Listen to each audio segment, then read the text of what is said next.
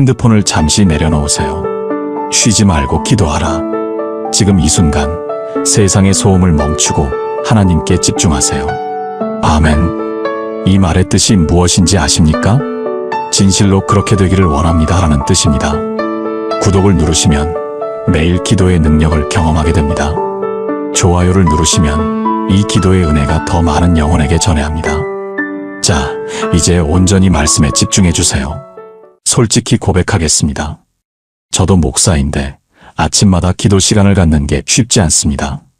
몇 년 전까지만 해도 1시간은 기도해야지 하는 부담감에 아예 기도를 시작하지 못하는 날들이 많았습니다. 새벽 5시에 일어나겠다고 다짐하지만 알람을 끄고 다시 눕는 제 모습을 보며 자책했습니다.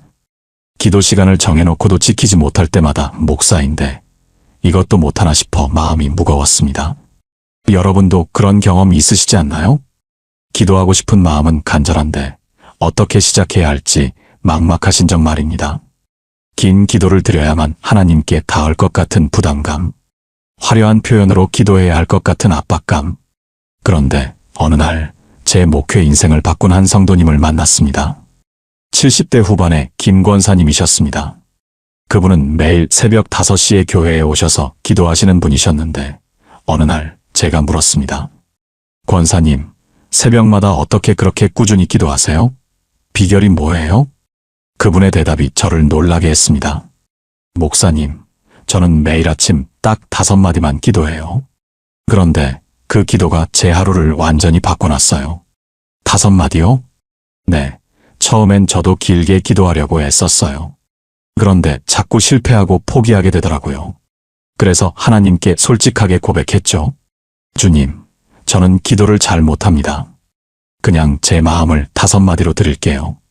그렇게 시작한 게 벌써 20년이 넘었어요. 그날 이후로 저도 그 5마디 기도를 시작했습니다. 놀랍게도 제 기도 생활이 완전히 달라졌습니다. 부담 없이 매일 기도하게 되었고 짧지만 간절한 기도가 제 삶을 바꾸기 시작했습니다. 그리고 깨달았습니다. 하나님은 우리의 긴 말을 원하시는 게 아니라 진실한 마음 한 줄을 원하신다는 것을 말입니다. 오늘 여러분께 그 5마디를 나누고자 합니다. 바쁜 아침에도 지친 하루에도 언제 어디서나 드릴 수 있는 5마디. 하지만 그 단순함 속에 하늘을 움직이는 능력이 담긴 5마디입니다. 이 5마디가 여러분의 기도 생활을 완전히 바꿔놓을 것입니다. 지금부터 함께 나누겠습니다. 첫 번째는 주님, 오늘도 감사합니다.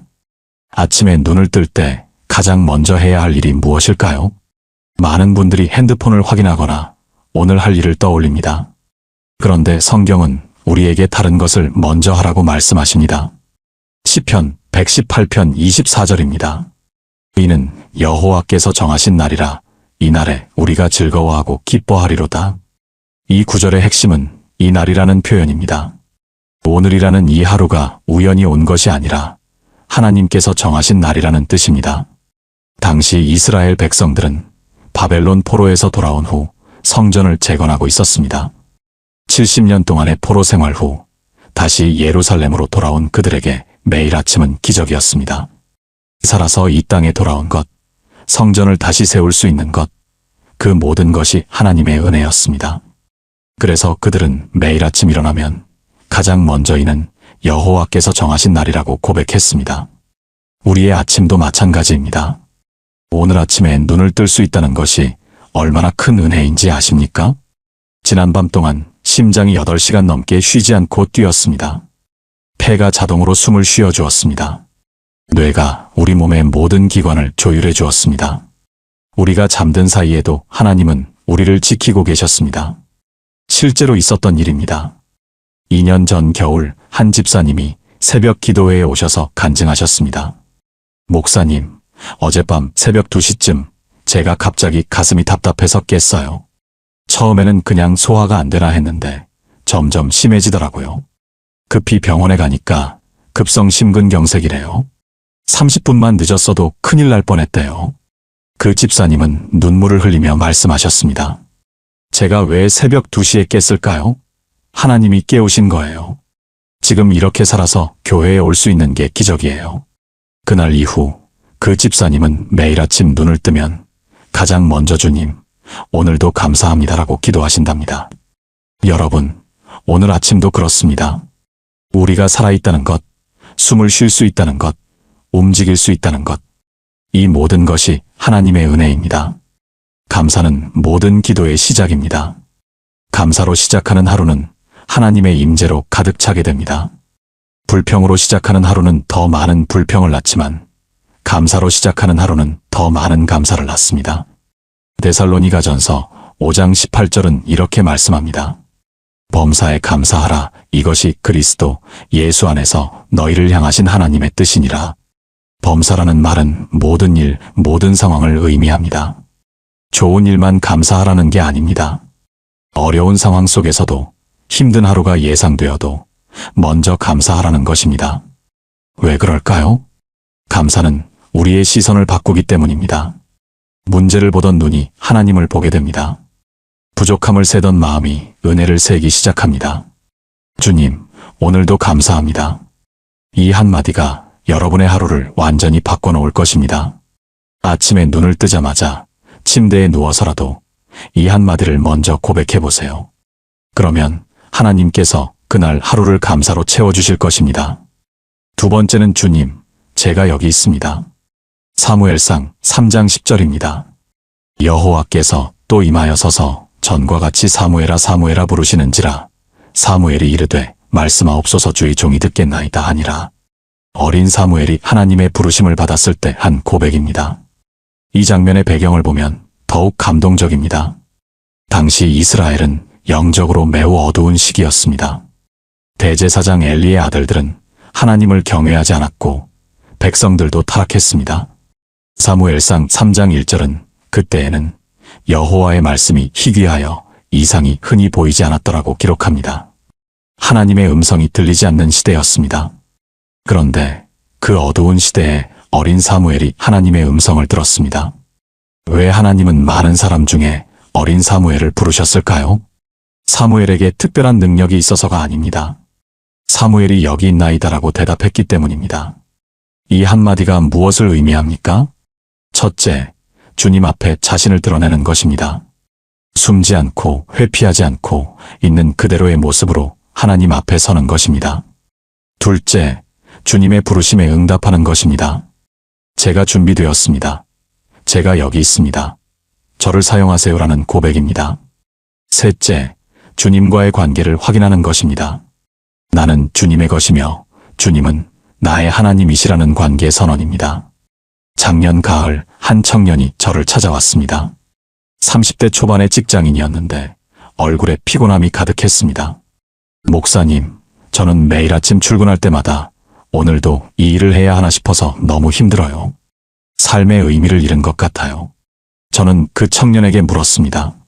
아침에 일어나면 가장 먼저 무슨 생각을 하세요? 해야 할 일들이요. 이메일 확인해야 하고 회의 준비해야 하고 생각만 해도 스트레스예요. 그렇다면 오늘부터 이렇게 해보세요. 아침에 눈을 뜨면 가장 먼저 주님, 제가 여기 있습니다라고 기도하세요. 그리고 하나님이 오늘 나를 어떻게 사용하실지 기대하면서 하루를 시작해보세요. 3개월 후 그 청년이 다시 찾아왔습니다. 이번엔 얼굴이 밝았습니다. 목사님 신기해요. 일은 똑같은데 마음이 완전히 달라졌어요. 이제는 아침에 일어나면 주님, 오늘 저를 어디에 쓰실 건가요? 라는 기대감이 생겨요.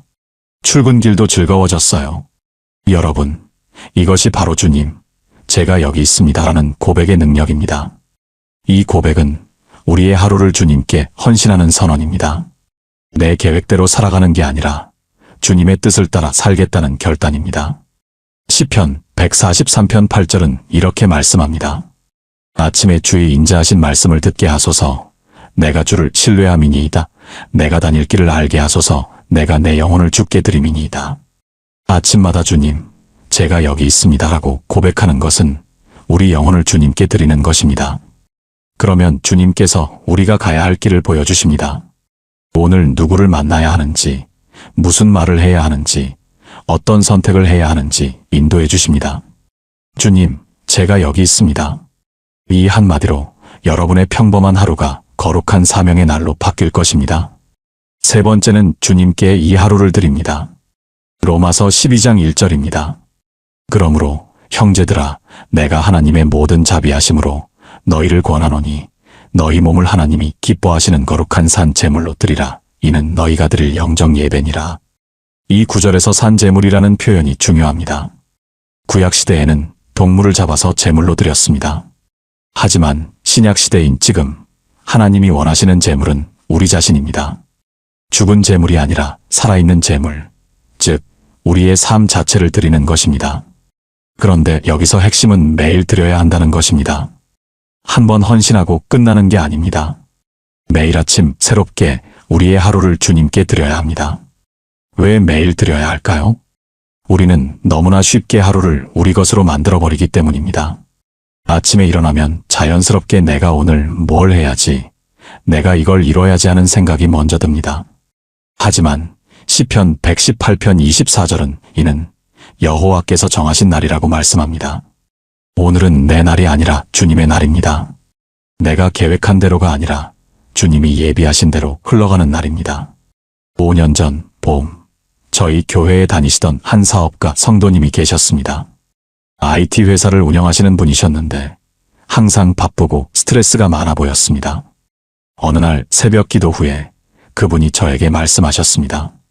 목사님, 저는 매일 아침 일어나면 오늘 해야 할 일들 리스트를 작성해요. 그런데 신기하게도 계획대로 되는 날이 거의 없어요. 예상치 못한 일들이 계속 생기고 그럴 때마다 짜증이 나고 화가 나요. 저는 그분께 이렇게 제안했습니다. 집사님, 내일 아침에 오늘 할 일 목록을 작성하기 전에 먼저 주님께 이 하루를 드립니다라고 기도해 보세요. 그리고 오늘 일어나는 모든 일이 주님이 허락하신 일이라고 받아들여 보세요. 몇 주 후 그 집사님의 표정이 완전히 달라졌습니다. 목사님, 놀라운 일이 생겼어요. 여전히 계획에 없던 일들이 생기는데 이제는 그게 짜증나지 않아요. 아, 주님이 오늘 이 일을 준비하셨구나 하는 마음이 들어요. 그러다 보니 예상치 못한 만남에서 큰 계약이 성사되기도 하고 문제라고 생각했던 일이 오히려 축복이 되더라고요. 여러분, 이것이 바로 하루를 주님께 드리는 삶입니다. 잠언 16장 3절은 이렇게 말씀합니다. 내 행사를 여호와께 맡기라. 그리하면 내가 경영하는 것이 이루어지리라. 행사를 맡긴다는 것은 단순히 기도로 부탁하는 게 아닙니다. 하루 전체, 그날의 모든 시간, 모든 만남, 모든 선택을 주님의 손에 올려드리는 것입니다. 그러면 놀라운 일이 일어납니다. 내 계획보다 더 좋은 하나님의 계획이 펼쳐집니다. 내가 예상했던 것보다 더 큰 은혜를 경험하게 됩니다. 실제로 이 고백을 하루의 시작으로 삼으신 분들은 삶이 달라졌다고 간증합니다. 똑같이 바쁜 하루인데도 평안이 있습니다. 예상치 못한 일이 생겨도 당황하지 않습니다. 왜냐하면 이미 그 하루를 주님께 드렸기 때문입니다. 주님께 이 하루를 드립니다. 이 한마디가 여러분의 하루를 주님의 섭리 안에 두게 할 것입니다. 오늘 아침 일과를 시작하기 전에 이 고백을 드려보세요. 그러면 여러분의 모든 시간이 예배가 되고 모든 만남이 사역이 되고 모든 순간이 은혜가 될 것입니다. 네 번째는 주님의 뜻을 따르겠습니다. 마태복음 6장 10절, 주기도문이 한 구절입니다. 나라가 임하시오며 뜻이 하늘에서 이루어진 것 같이 땅에서도 이루어지이다. 예수님께서 직접 가르쳐 주신 기도의 핵심입니다. 하나님의 뜻이 내 삶에서 이루어지기를 구하는 것입니다. 그런데 이 기도가 얼마나 어려운지 아십니까? 왜냐하면 우리에게는 이미 우리 자신의 뜻이 있기 때문입니다. 아침에 일어나면 우리는 자동으로 내가 원하는 것을 생각합니다. 오늘 이 일이 잘 되었으면, 이 사람을 만났으면, 이런 결과가 나왔으면. 그런데 하나님의 뜻은 때로 우리의 뜻과 다릅니다. 아니, 자주 다릅니다. 우리가 오른쪽으로 가기를 원할 때 하나님은 왼쪽을 가리키십니다. 우리가 빨리 가기를 바랄 때 하나님은 기다리라 하십니다. 우리가 움켜쥐려 할 때 하나님은 놓으라 하십니다. 겟세마네 동산에서 예수님도 이 갈등을 경험하셨습니다. 마태복음 26장 39절입니다. 조금 나아가서 얼굴을 땅에 대시고 엎드려 기도하여 이르시되 내 아버지여 만일 할 만하시거든 이 잔을 내게서 지나가게 하옵소서. 그러나 나의 원대로 마시옵고 아버지의 원대로 하옵소서 하시고 예수님조차도 십자가를 앞두고 이 잔을 지나가게 해달라고 기도하셨습니다. 인간적으로 고통을 피하고 싶은 마음이 있었다는 것입니다. 그러나 예수님은 곧바로 그러나 나의 원대로 마시옵고 아버지의 원대로 하옵소서라고 기도하셨습니다. 이것이 진정한 기도입니다. 내 뜻을 주장하는 것이 아니라 하나님의 뜻에 순종하는 것입니다. 3년 전 저희 교회의 한 청년 집사님이 결혼을 앞두고 있었습니다. 모든 게 준비되었고 날짜도 잡혔습니다. 그런데 결혼 2달 전 상대방이 갑자기 결혼을 미루자고 했습니다. 그 집사님은 큰 충격을 받았습니다. 목사님, 하나님께 매일 기도했는데 왜 이런 일이 생기나요? 제가 뭘 잘못한 건가요? 저는 그분과 함께 기도하며 이렇게 말씀드렸습니다. 지금은 이해가 안 되겠지만 하나님의 뜻을 신뢰하고 기다려보세요. 주님의 뜻을 따르겠습니다라고 고백하며 하루하루를 보내세요. 쉽지 않았을 것입니다. 하지만 그 집사님은 매일 아침 주님의 뜻을 따르겠습니다라고 기도하며 버텼습니다. 6개월이 지났습니다. 그 기간 동안 그 집사님은 자신에게 부족한 부분들을 발견하고 성장했습니다. 그리고 상대방도 자신의 문제를 돌아보는 시간을 가졌습니다. 결국 1년 후 두 사람은 더 성숙한 모습으로 결혼했습니다. 지금은 아름다운 가정을 이루고 함께 주님을 섬기고 있습니다. 그 집사님이 나중에 이렇게 고백했습니다. 그때 결혼이 미뤄진 게 하나님의 가장 큰 축복이었어요. 만약 그때 결혼했다면 우리 둘 다 준비가 안 된 상태였을 거예요. 하나님은 우리에게 더 좋은 때를 준비하고 계셨던 거죠. 여러분, 이것이 바로 하나님의 뜻입니다. 우리가 이해할 수 없을 때도, 우리 계획과 다를 때도 하나님의 뜻은 항상 선하십니다. 잠언 3장 5절에서 6절은 이렇게 말씀합니다.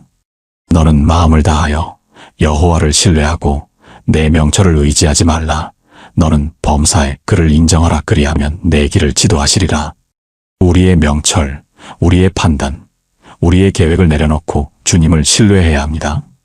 그러면 주님께서 우리의 길을 지도하십니다.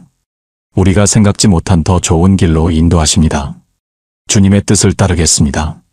이 고백이 쉽지 않을 수 있습니다. 때로는 내 뜻을 포기해야 하고 내 계획을 내려놓아야 하기 때문입니다. 하지만 이 한마디가 여러분의 인생을 하나님의 최선으로 이끌 것입니다.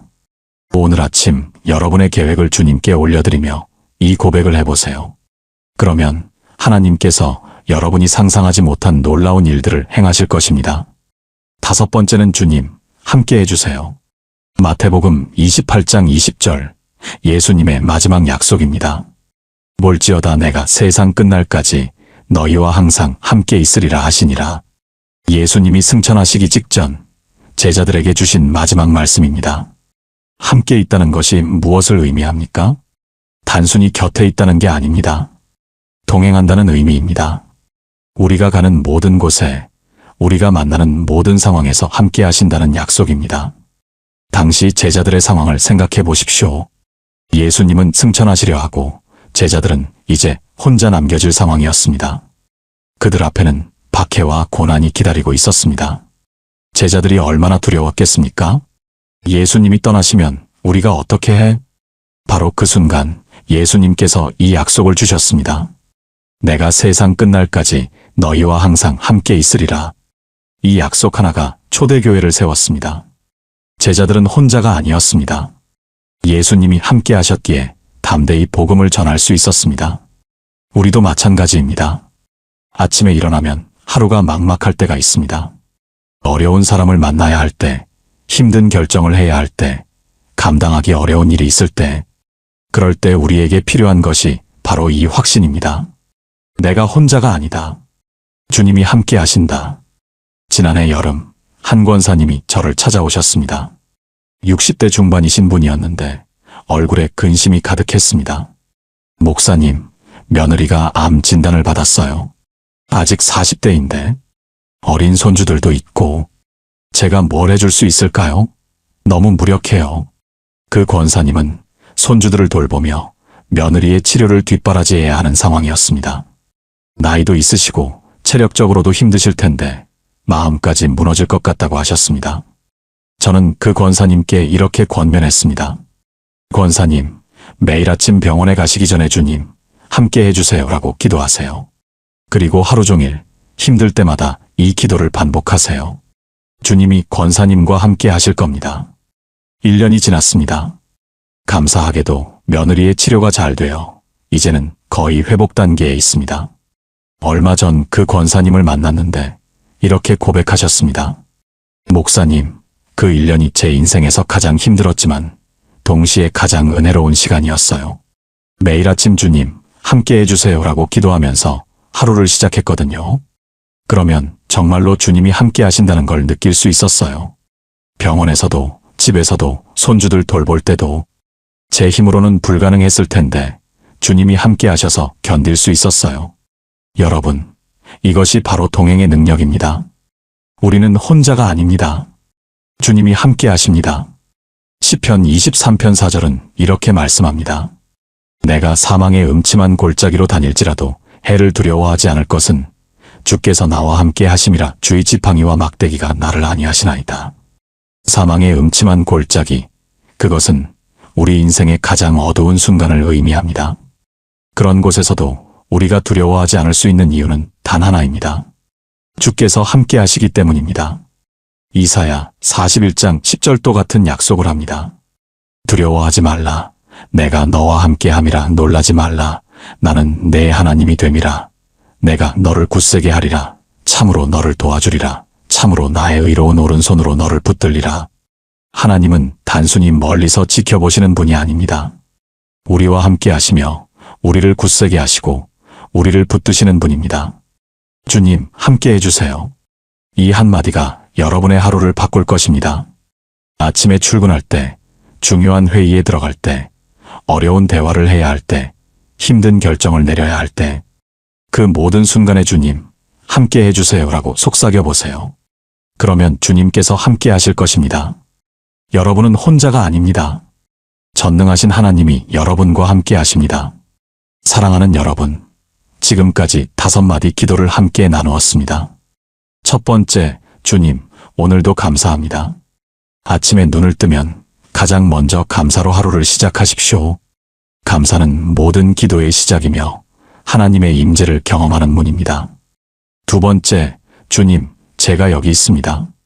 주님 앞에 자신을 드러내고 주님의 부르심에 응답하며 오늘 하루를 주님께 헌신하는 고백입니다. 세 번째, 주님께 이 하루를 드립니다. 오늘의 모든 시간, 모든 만남, 모든 선택을 주님의 손에 올려드리는 헌신의 기도입니다. 네 번째, 주님의 뜻을 따르겠습니다. 내 계획과 내 뜻을 내려놓고 하나님의 선하시고 기뻐하시고 온전하신 뜻을 구하는 순종의 기도입니다.